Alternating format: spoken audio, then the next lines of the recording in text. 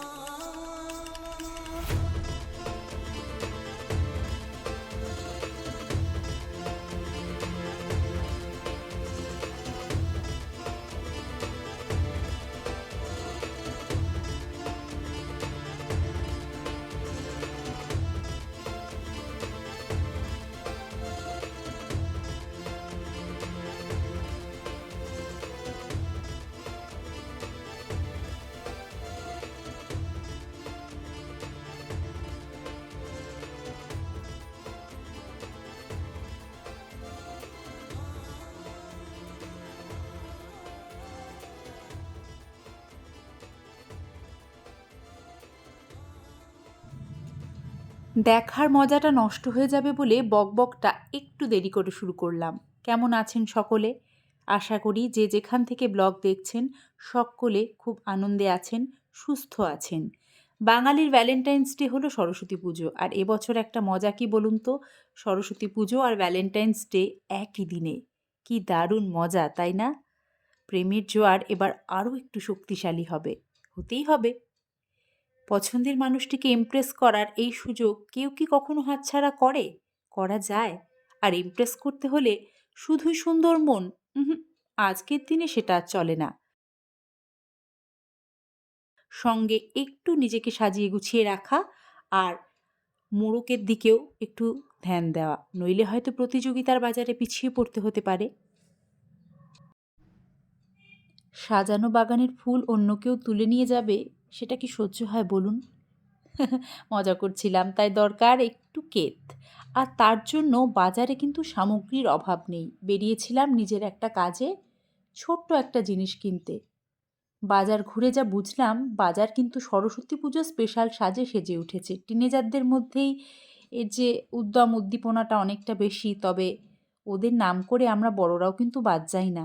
সরস্বতী পুজো একটা আলাদাই জায়গা রাখে। হলুদ শাড়ি বা সাদা শাড়ি, তার সঙ্গে মানানসই গয়না, সবটা মিলিয়েই বাজারে এবার কি ইন ফ্যাশন, আপনাদের সামনে এই ব্লগে সেটাই তুলে ধরা।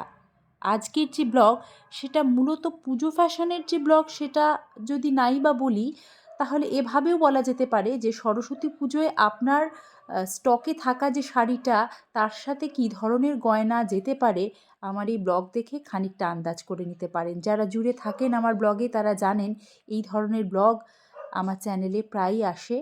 সরস্বতী পুজো এই ধরনের ব্লগ করব না সেটা তো হতেই পারে না। আমার টিনেজার বন্ধুরা আশা করি এই ব্লগটা একটু বেশি পছন্দ করবেন। তাহলে দেখতে থাকুন, আশা রাখি এনজয় করবেন। তবে আজকের ব্লগে মেয়েদের জিনিসের দিকেই যে নজর বেশি থাকবে সে নিয়ে কোনো দ্বিমত নেই, থাকার কথাও নয়। আমার পুরুষ বন্ধুরা মোটেই যেন অভিমান বা রাগ কোনোটাই করবেন না। তাহলে চলুন দেখে নিই।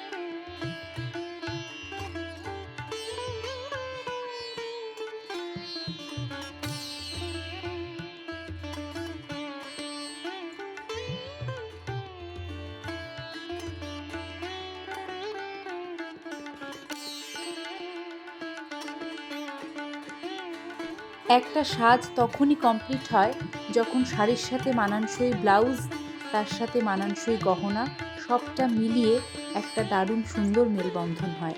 আজকের ব্লগে সেরকমই একটা চেষ্টা।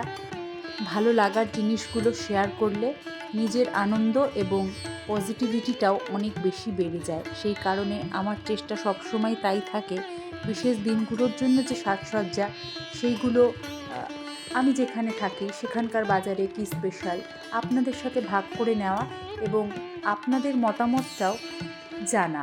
এতে আমাদের বন্ধুত্ব, আমাদের সম্পর্ক অনেক বেশি গাঢ় হয়।